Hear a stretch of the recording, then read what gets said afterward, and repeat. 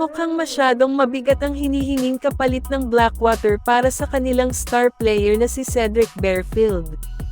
Makikita kasi na nahihirapan ang bossing ngayon na makahanap ng kapalit. Ngayong buwan na pala matatapos ang kontrata ni Cedric Barefield, at kailangan na nilang makahanap dahil laking logi ng bossing kung wala silang makuha, ayaw na talagang maglaro ni Barefield sa kanila.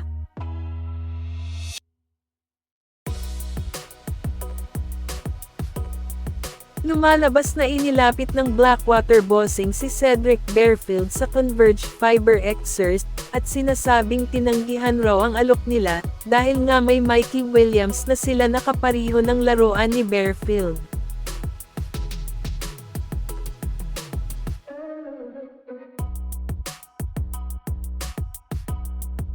At bigla namang nasali sa usapan ang San Miguel na tila humahabol raw sa trade kay Barefield, at si Jericho Cruz kasama si Andreas Cahilig raw ang magiging kapalit.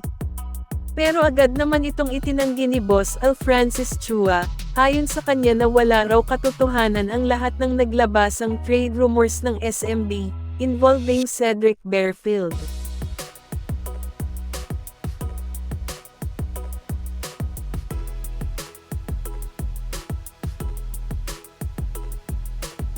Samantala, nagsalita na si Cedric Barefield, nagpapasalamat ito sa Blackwater bossing sa mga opportunity na ibinigay sa kanya, at sinasabi rin niya, na sa ngayon ay hinahanap niya ang kupunan na mag-fit siya.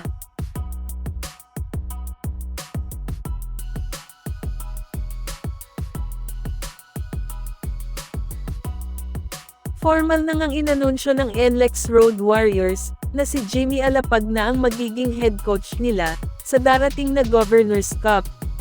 At ngayong nasibak na si Coach Jung Wichiko, marami ang nagsasabi na sana kunin siya ng Converge dahil kailangan raw nila ng isang coach na katulad ni Coach Jung.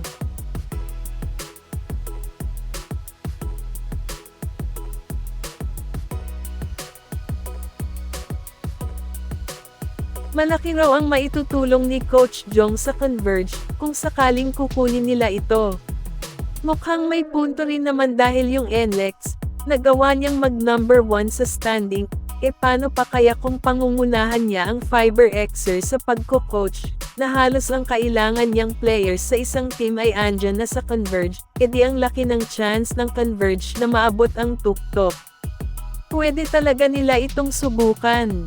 Malaking bagay si Coach Jong pag ito'y kukunin nila.